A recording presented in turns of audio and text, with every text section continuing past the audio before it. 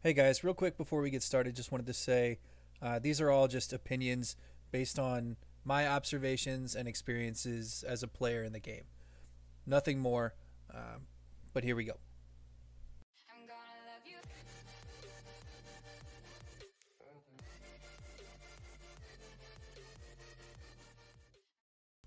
One other thing while we're talking about artifacts is I just wanted to say that what I'm going to be talking about are primary artifacts. These are going to be what you use in combat.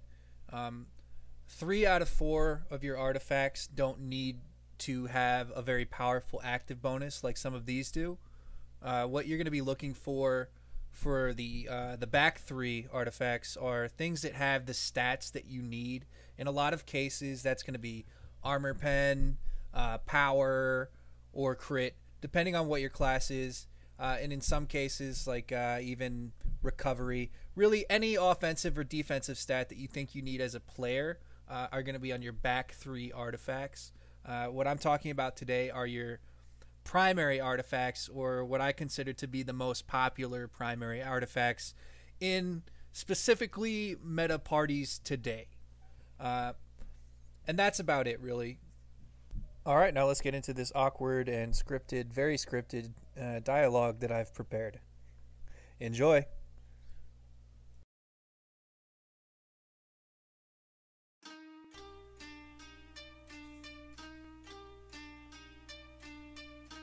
Hey guys, and welcome to another video. Today I'm going to be talking a little bit about what I think are the top 5 artifacts in Neverwinter. Ever since Mod 6, players have slowly seen the rise of the meta, the ideal party setup that in most minds seems to maximize speed and efficiency of a dungeon. Now, this doesn't necessarily mean 2 tanks, 2 healers, and 1 DPS, as some people think. What's actually happening here is we're seeing 1 DPS player supported by 4 people who buff them and debuff the enemy. This essentially removes the need for a tank and a healer altogether and places that 1 DPS player that everyone's focusing their attention on into a much higher tier of damage than they could ever hope to achieve had they been in a team with 2 other people competing for that damage. Some players might recall spending countless hours in epic Cragmire crypts back in the day, waiting for the correct player to come along who could help them bug the boss through the door and drop him into the spike pit for a quote-unquote easy win. Now, I say this with some bitterness because back then, due to an unnoticed error in coding, enemies were hitting for darn near close to 10 times harder than what they should have been. And just to get to the point where the dungeon was buggable to completion at all could often take hours in itself. Now, and even then there was no guarantee that the team would be able to finish. But I digress. It was this hardship, the difficulties of Mod 6, it was during this time that the player base started standing up and saying, no, I will not be forced to bug this dungeon anymore. And that is what gave birth to the meta team setup. As a result, the buff-debuff culture in Neverwinter that you see today began to rise. And this long-winded introduction here brings me to the point of the video, so without any more history lessons, here we go. These are the top 5 artifacts in Neverwinter today, in no particular order. Number 5. The Charm of the Serpent. The Charm of the Serpent comes with a 16% increase of damage to all targets hit, and its stats include 600 power, 1000 armor pen, and 1000 lifesteal.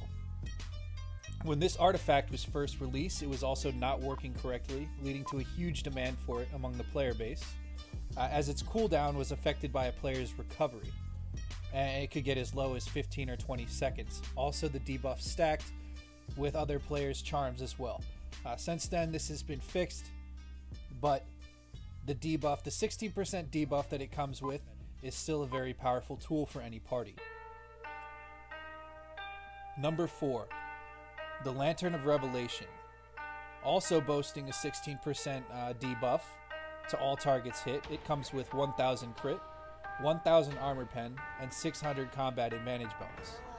Now this one has been in the game as long as I can remember, and it's always been very popular. It's a part of many DPS loadouts this day, especially among classes that use combat advantage to help themselves stack damage. Number 3. The Heart of the Black Dragon is it does 15% additional damage to all targets hit. It comes with 1,000 armor pen, 1,000 recovery, and 600 action point gain. This, in most situations, comes with a cooldown of only 15 seconds, as its cooldown is reduced by 75% if no targets are hit. While this is a feature of all dragon artifacts currently in the game, its debuff is what makes it stand out above the rest. Number 2, the Wheel of Elements.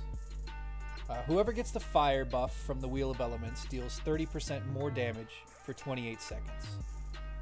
The Wheel of Elements comes with 4,000 hit points, 1,000 power, and 600 stamina/guard gain. There are also a variety of other elemental buffs you could choose, such as movement speed, temporary hit points, or a heal over time, but the fire buff is what is most commonly sought after,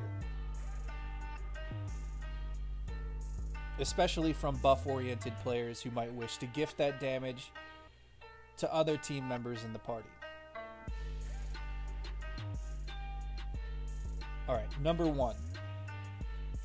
The Soulsight Crystal. From the Soulsight Crystal, you deal 50% more damage to the target for 10 seconds. It comes with 1,000 power, 1,000 lifesteal, and 600 control bonus. This one is pretty straightforward.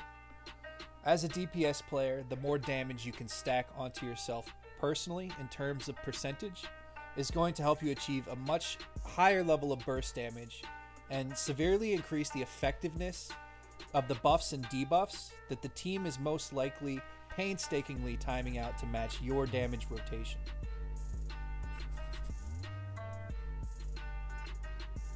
Now that's it for now, and hopefully this video has been helpful to some players out there. If there are any artifacts you think I wrongfully left off this list, please let me know in the comments. I know there are a ton of other useful artifacts out there that are wildly popular right now, but I felt the need to keep it short and sweet. But this is definitely a topic that I'd like to revisit in the future. Please let me know what you'd like to see in the next video, whether it's combat powers from mounts, insignia bonuses, or companions. And as always, have a great day. I'll see you next time.